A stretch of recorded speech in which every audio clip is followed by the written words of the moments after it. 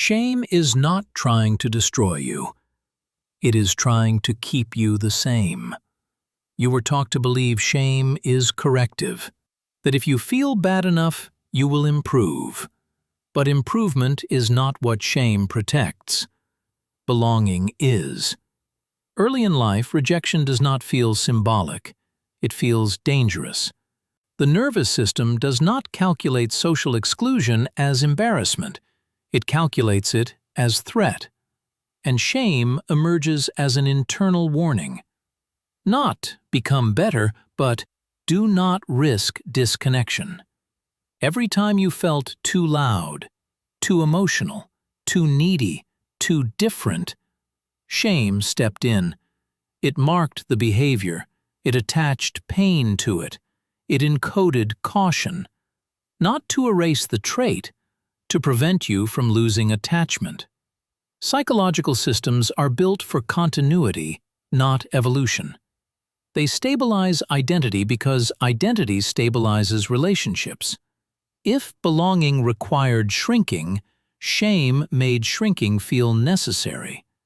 If love required compliance, shame made resistance feel dangerous. Over time, the mechanism internalizes. You no longer need an external critic. You become the one who watches yourself. And this is where the misunderstanding begins, because shame feels like punishment, but its function is preservation. It preserves the version of you that once secured attachment, even if that version is now suffocating you. This is why shame repeats, not because you failed to learn, but because the system is protecting something older than your goals. Shame is not oriented toward growth. It is oriented toward stability. And stability, psychologically, often wins over change. Shame does not stay external for long. It begins as a look, a tone, a withdrawal, a subtle shift in warmth. Someone disapproves. Someone tightens, someone goes cold, and your nervous system records it. At first, shame is relational. It lives between you and someone else. It appears in response to their reaction. But psychological systems favor efficiency, so the external voice becomes internal. You no longer need them in the room. You bring them with you. The mind learns to simulate the observer. It predicts the criticism. It anticipates the rejection. It edits behavior before exposure. You begin correcting yourself before anyone else has the chance. This is where shame becomes powerful, because now it feels like you. It sounds like your reasoning, your morality, your maturity. But the voice is inherited. Many people confuse shame with conscience. They feel similar on the surface. Both produce discomfort. Both interrupt behavior. But they operate differently. Conscience evaluates actions. Shame evaluates identity. Conscience says, that behavior was misaligned. Shame says, you are misaligned. When shame internalizes, it does not monitor what you do. It monitors what you are. Your tone, your emotional range, your visibility, your needs, your desire. Before you speak, there is a scan. Is this acceptable? Will this cost connection? Will this reduce approval? If uncertainty appears, shame intervenes. The intervention is rarely dramatic. It is contraction, a smaller voice, a softened opinion, a minimized success, an apology before accusation, a retreat from intensity. Over time, these adjustments solidify. You begin to believe this is simply who you are. Quiet, careful, low demand, self-contained. Or the opposite, hyper-responsible, self-attacking, relentlessly self-monitoring. But what appears as personality is often strategy. The internal judge is not concerned with truth. It is concerned with safety. It scans for relational threat. It suppresses traits that once triggered withdrawal. It dampens impulses that once caused tension. If you were criticized for emotion, shame now monitors your vulnerability. If you were dismissed for needing reassurance, shame now frames need as weakness. If you were excluded for standing out, shame now pushes you toward invisibility. The voice feels original, but it was learned. Shame internalizes authority so completely that you forget its origin. It feels inherent, self-generated, authentic. And that illusion is what stabilizes the system. Because once you believe the judge is you will defend it. And you will call it discipline. If this helped you notice something about your own mind, consider liking the video and subscribing. More of this is coming. Shame presents itself as a solution. It tells you that if you feel bad enough, you will finally change. If the discomfort is sharp enough, if the self-criticism is relentless enough, if the internal punishment is severe enough, then the pattern will dissolve. But watch what actually happens. You react in a way you later regret. You withdraw, you overreact, you avoid, you people-please, you procrastinate, you numb.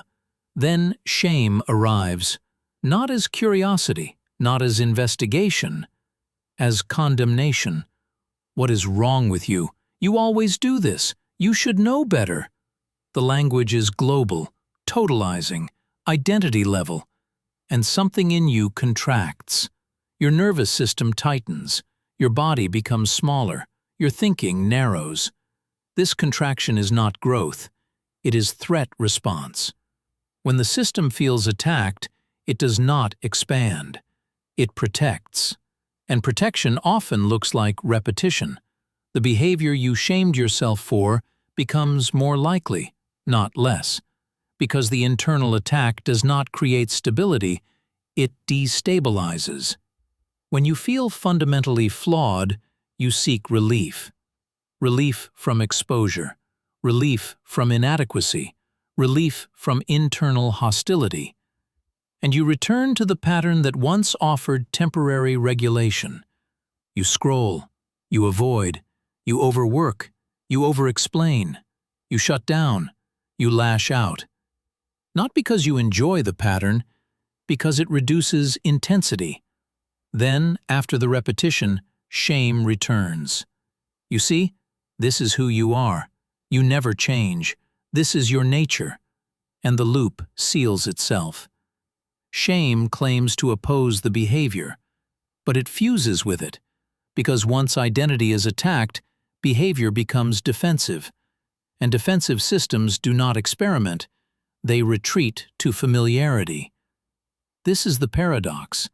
The more you shame yourself for a pattern, the more that pattern becomes part of your self-concept. I am lazy. I am weak. I am too much. I am broken.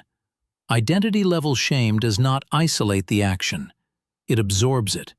And once something is absorbed into identity, the mind begins organizing around it. You expect it. You anticipate it. You unconsciously confirm it. Feeling bad about yourself starts to feel consistent, and consistency feels stable, even if it is painful. Systems prefer predictability over relief, because predictability preserves coherence. If you believe you are flawed, repeating the flaw confirms the story, and confirmation reduces uncertainty. Shame is not dissolving the pattern. It is maintaining the narrative. And narratives are stabilizing forces. They explain, they justify, they create structure, even if the structure is built on self-rejection. This is why feeling worse rarely produces lasting change, because the system is not measuring morality, it is measuring continuity. Shame tightens identity. Identity stabilizes behavior. Behavior confirms shame. And the loop continues. Not because you lack discipline, not because you lack awareness, but because the mechanism is preserving something older than your goals. If shame truly wanted transformation, it would allow uncertainty. But uncertainty is destabilizing. Change is not just behavioral, it is structural. To change, you must loosen identity. You must tolerate not knowing who you are without the familiar self-criticism. And that feels unsafe. Shame offers something predictable. It offers a stable explanation. I am this way. This is just me. I always ruin things. I am too much. I am not enough. These statements hurt, but they organize experience. Without them, there is openness. And openness is exposure. Exposure without a script. When you consider releasing shame, what you are actually considering is releasing a stabilizer, a familiar orientation, a known hierarchy, a defined version of yourself, even if that version is restrictive. Systems are conservative by nature. They preserve what has maintained coherence. If shame once secured belonging, the system will not abandon it easily. It would rather keep you small than risk you alone. This is why attempts to eliminate shame often fail. You attack the mechanism, you declare it unhealthy, you try to silence it, and the system interprets that as threat. Because shame is not separate from the structure, it is embedded within it. Removing it abruptly would destabilize identity, so the mind resists. Real change does not begin with suppressing shame.